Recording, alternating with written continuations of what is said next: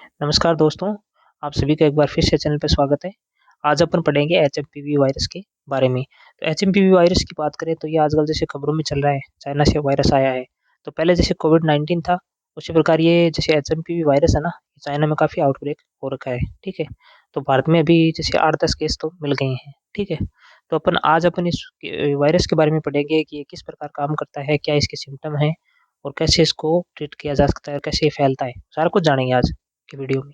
तो वीडियो में बने रहें। अगर वीडियो अच्छा लगे तो वीडियो को लाइक शेयर करिएगा, चैनल को नए हो तो चैनल को सब्सक्राइब करिएगा। तो चलिए स्टार्ट करते हैं फिर वीडियो, ठीक है? तो फर्स्ट अपन देखते हैं एचएमपीवी वायरस। तो एचएमपीवी की फुल फॉर्म क्या है? एचएमपीवी जो फुल फॉर्म है वो है ह्यूमन जो मानव मेटा न्यूमो वायरस। न्यूमो का मतलब होता है फेफड़ा, लंग्स, लंग्स का वायरस है ये, ठीक है? तो ये अपर रेस्पिरेटरी और लोअर रेस्पिरेटरी दोनों जो ट्रैक है ना उसको इन्फेक्टेड करेगा, है ना? तो देखते हैं पहले तो सिम्टम के बारे में देखें। तो यूजुअली इसकी बात करें सिम्टम की, तो यूजुअली जो सिम्टम्स हैं, जो लक्षण हैं, वो कैसे होते हैं? लाइक जैसे कि रेस्पिरेटरी इन्फेक्शन, तो सांस का इन्फेक्शन है, like is first upper respiratory जो ऊपर का, जिसमें कॉमन कोल्ड, हल्दी, हल्की सर्दी जुकाम, ठीक है? और सिम्टम किस प्रकार आएंगे ये देखो। रनिंग नोज, जैसे मान लो, ये मोस्टली पहले ये बता दूं, जो छोटे बच्चे होते हैं ना, न्यूनेट्स वगैरह, छोटे बच्चे जो 5 साल छोटे, वो और जो 65 ईयर ओल्ड जो एज ओल्ड एज पर्सन है ना उनमें, और जिनकी इम्यूनिटी, स्पेशली ये बता रहा हूँ, जिनकी इम्यूनिटी कम वीक है, जैसे एचआईवी के हैं, एड्स के हैं, अस्थमा के, जो जिसकी इम्यूनिटी पहले से वीक है, टीबी के हैं, उनमें वो इम्यूनो कॉम्प्रोमाइज पर्सन होते हैं। Immuno compromise, immuno immuno compromise मतलब उनकी इम्यूनिटी पहले से कमजोर है, उनको इन्फेक्शन जल्दी मतलब उनमें टच होगा, उनमें फैलेगा, क्योंकि उनकी इम्यूनिटी पहले से भी वीक है। तो सिम्टम किस प्रकार आएंगे? जैसे रनिंग नोज, मान लो अगर बच्चे में हो गया तो उसकी नाक पे की, जैसे ये देखो पर्सन दिखा रखा है, लेडी दिखा रखी है। कफ, खांसी आएगी, या शॉर्टनेस हो, बड़े छोटी छोटी सांस लेगा। सोर थ्रोट, सांस लेने में दिक्कत।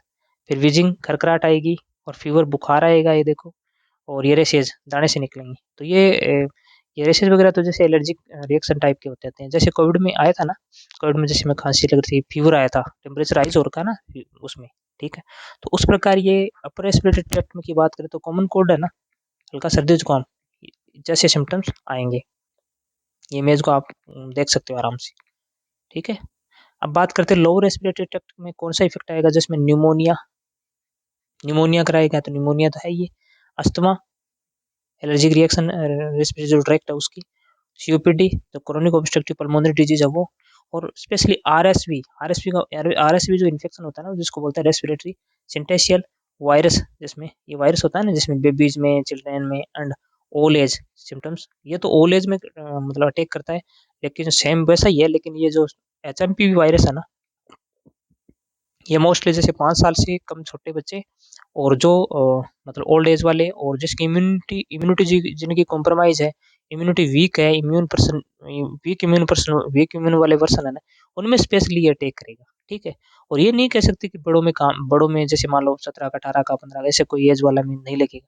इन्फेक्शन किसी में भी लग सकता है। मोस्टली अटैकिंग जो है ना इनकी, जो वो अटैकिंग जो ग्रुप है, वो बता रहा हूँ, वो 5 साल से कम छोटे बच्चे, और जो ओल्ड एज वाले हैं ना, क्योंकि इनकी इम्यूनिटी कमजोर होती है, इसलिए उनको जल्दी से मतलब ये स्प्रेड होता है, फैलता है इस प्रकार। अब बात करते हैं एचएमपी वायरस के बारे में, मतलब ये वायरस कैसे काम करता है, ठीक है? तो एचएमपी वायरस जो human metapneumovirus, HMP virus, a virus small germ, germ cell होता है ना उसका, small germ that uses cell mac copy, मतलब कॉपी कॉपी करेगा ये, है ना, क्लोन बनाएगा। अगर मोस्टली अगर वैसे हिंदी में देखे तो क्लोन बनाएगा ये, मतलब कॉपी बनाएगा ये, ठीक है? ये आरएनए वायरस है। आरएनए का मतलब तो तुमको पता ही है, राइबोज न्यूक्लिक एसिड, ठीक है? सिंगल कॉपी होती है, डबल में तो डीएनए हो जाता है, डीऑक्सी राइबोज न्यूक्लिक, ठीक है? तो इसके अंदर सिंगल आरएनए वायरस है। ज़्यादा इसकी मतलब ज़्यादा घबराने वाली बात नहीं, इतना कोई भयंकर नहीं है। लेकिन देखो, सेल मेक कॉपी, कॉपी बनाएगा ये, कॉपी करेगा, क्लोन बनाएगा अपने जैसा, और फिर कॉपी करेगा, जैसे मल्टीप्लिकेशन करेगा ना, बहुगुणन, गुणा करेगा अंदर, वो ज़्यादा कॉपी बनाएगा तो बॉडी में अलग अलग सिम्टम सिस्टम है ना, उस पर अटैक करेगा और उसको संक्रमित करेगा और उसको इन्फेक्टेड कर देगा, ठीक है? और स्पेशली जिनकी इम्यूनिटी कमजोर है, उसका पहले से भी इम्यून सिस्टम कमजोर होने वैसे वैसे भी उसकी मतलब रोगों से जो लड़ने की क्षमता है वो कम है, और ये स्पेशली ये और कॉपी कर करके उसको टेक करेगा, ताकि वो पर्सन जल्दी इन्फेक्टेड और गंभीर हो जाए ना। उसके बाद में ट्रांसमिशन, फैलने का कैसे तरीका क्या है? तो स्प्रेड होगा, फैलेगा किससे? डायरेक्ट कॉन्टेक्ट से। अगर डायरेक्ट कॉन्टेक्ट हो रहे हैं, मतलब डायरेक्ट हो रही है, इनडायरेक्ट नहीं, डायरेक्ट कॉन्टेक्ट कर रहे हैं, हार्ड टच कर रहे हैं, चेकिंग कर रहे हैं, हैंड चेकिंग कर रहे हैं, या फिर कफिंग कर रहे हैं, खांस रहे हैं, छींक रहे हैं, टच कर रहे हैं ऑब्जेक्ट लाइक फोन। मान लो कोई बंदे को ये हो रखा है, एचएमपीवी बच्चे को या ओल्ड एज वाले को हो रखा है, अपन उसका फोन टच कर रहे हैं, या उसके कीबोर्ड वगैरह है, कोई लैपटॉप पे काम कर रहा है, कीबोर्ड है तो उसको टच कर रहे हैं। तो इस प्रकार से ये फैलने का मतलब ये फैलने का तरीका ये कीबोर्ड को टच कर से नॉन लिविंग थिंग या नॉन लिविंग जो टच मटेरियल है ना, उसको टच करने से भी फैलेगा। डायरेक्टली अगर कॉन्टेक्ट से शेक शेक हैंड कर रहे हैं तो उसमें भी ये फैलेगा। ठीक है, डायरेक्ट कॉन्टेक्ट से स्प्रेड होगा। हैंड शेकिंग, हैंड स्नीजिंग, खांसने छींकने से या टच लाइक ऑब्जेक्ट, इन सब से होगा। अब बात करते हैं what is a risk factor. तो रिस्क फैक्टर कौन कौन से ऐसे ग्रुप हैं जिनमें ये स्प्रेड मोस्टली होता है। तो मैंने पहले स्टार्टिंग में बता भी दिया और एक बार दोबारा बता देता हूँ। व्हाट रिस्क फैक्टर, कौन कौन से रिस्क फैक्टर है, वो है HMP virus, human Meta Numa virus. ठीक है, स्प्रेड चिल्ड्रन बच्चों में, ओल्डर एज जिसके 65 से मोर देन 65 है या 65 एज है उनमें मोस्टली होगा, या लेस देन 5 ईयर है उनमें भी होगा। और जैसे इम्यूनो कॉम्प्रोमाइज पर्सन है, इम्यूनो कॉम्प्रोमाइज पर्सन है उनमें भी होगा। ठीक है, तो इस प्रकार होगा। वीक इम्यूनिटी मैंने बता दिया, जिनकी वीक इम्यूनिटी उसको इम्यूनो कॉम्प्रोमाइज बोलते हैं। पर्सन इजीली टेक वायरस, ये वायरस इजीली टेक ले लेगा उसको ना। तो इस प्रकार ये वायरस रिस्क फैक्टर है। ठीक है, रिस्क फैक्टर में एक बार दोबारा बता देता हूँ। जैसे एचएमपी वायरस है, किस प्रकार से स्प्रेड होगा, चिल्ड्रन में, बच्चों में, ओल्डर एज में, तो 65 ईयर जो एज है उनकी उनमें ज़्यादा, और जो लेस देन 5 ईयर है उनमें, और जिनकी इम्यूनिटी कमजोर है, लाइक जैसे टीबी का पेशेंट है, एचआईवी का पेशेंट है, और कोई जैसे मान लो ह्यूमन पेपिलोमा वायरस का पेशेंट है, एचआईवी का है, टीबी का है, और भी कोई इम्यूनो कॉम्प्रोमाइज पर्सन है ना, उनमें स्प्रेड इजीली होगा। क्यों? इम्यूनिटी पहले से कमजोर है, ये वायरस आराम से इसको टेकिंग कर लेगा। ठीक है, तो इस प्रकार। अब उसकी बात करें डायग्नोस की, तो इसका कोई डायग्नोस की बात करें किस प्रकार, तो डायग्नोस जैसे सॉफ्ट सॉफ्ट टिप्ड स्टिक, लंबी छड़ी से आएगी ऐसे सॉफ्ट सॉफ्ट, वो नाक में डालेंगे, स्वाब लेंगे। इसके अपन पहले कोविड में किया था ना, नेजोफेरिंजियल स्वाब, नेजोफेरिंजियल, नेजो और फेनिक्स होता है ना, उसका स्वाब लिया था कॉटन में। फिर ओरो फेरिंजियल भी लिया है, यानी गले से, नाक से और गले से इसमें स्वाब लेगा और लेकर उसको चेक करेंगे। ठीक है, उसमें अपन क्या कर रहे थे आरटीपीसीआर कर रहे थे, reverse transcriptase polymerase chain reaction, RTPCR कर रहे थे। उसमें वैसे भी इसको क्या कि जो सॉफ्ट स्टिक है ना, सॉफ्ट टिप्ड स्टिक है, वो स्वाब नेजल में डाल के, नाक में डाल के, और वहां से स्वाब लेंगे ताकि इसके कोई जो एचएमपी वायरस है वो प्रेजेंट है या नहीं उसका पता करते हैं। ठीक है, फिर उसमें नोज से लेंगे या फिर थ्रोट से, गले से भी वो स्वाब ले सकते हैं। तो ये है डायग्नोस करने का तरीका। अब बात करते हैं इसका कि हेल्थ प्रोवाइडर चेक और कैसे कर सकते हैं। ये तो अपन ने देख लिया।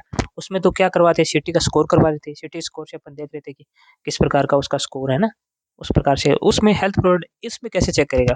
तो हेल्थ प्रोवाइडर होते हैं ना, जो स्वास्थ्य को प्रोवाइड कर रहे हैं आगे, मतलब हेल्थ प्रोवाइडर होते हैं, हेल्थ चेकअप लिस्ट होते हैं, चेक चेक करते हैं उनको। वो कैसे करेंगे, तो जो एक्सरे होता है ना, एक्सरे मोस्टली जैसे चेस्ट एक्सरे, छाती का जो एक्सरे है ना, उसमें एंड ब्रोंकोस्कोपी, ब्रोंकाई होता है ना, उसको स्कोप करके बढ़ा करके देख करके लुक करते हैं। कैसे look changes of the lung, lung है ना फेफड़े, उसमें चेंजेस आएगा, किस पर फेफड़े में चेंजेस दिखेगा, तो उससे पता चल जाएगा कि एचएमपीवी वायरस का अटैक है। ठीक है, तो चेस्ट एक्सरे या ब्रोंकोस्कोपी करके अपन उसको पता कर सकते हैं कि ये एचएमपीवी वायरस का अटैक मोस्टली लंग्स में दिखेगा। ठीक है, लंग्स में। और एक बात और बता दूं, जैसे हार्ट है ना, उस पर भी अटैक होगा इसका, HEART, हार्ट जो हृदय होता है उसमें, और लंग्स,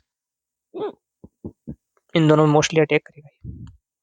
अब बात करते हैं टीएक्स का। टीएक्स मतलब ट्रीटमेंट। तो इसका ट्रीटमेंट किस प्रकार कर सकते हैं, तो ना ही तो मैं पहले बता दूं, ना ही तो इसमें एंटीवायरल काम कर रही है, एंटीवायरल।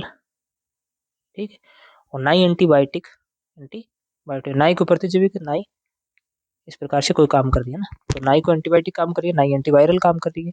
मोस्टली अगर ट्रीटमेंट देखें, बेसिक ट्रीटमेंट तो या तो ओटू थेरेपी दो, क्योंकि सांस की समस्या आएगी, सांस वो थोड़ा शॉर्ट थ्रोट लेगा या शॉर्टनेस सोबर छोटी छोटी सांस लेगा, तो उस कंडीशन में अपन क्या है कि ओटू प्रोवाइड करेंगे।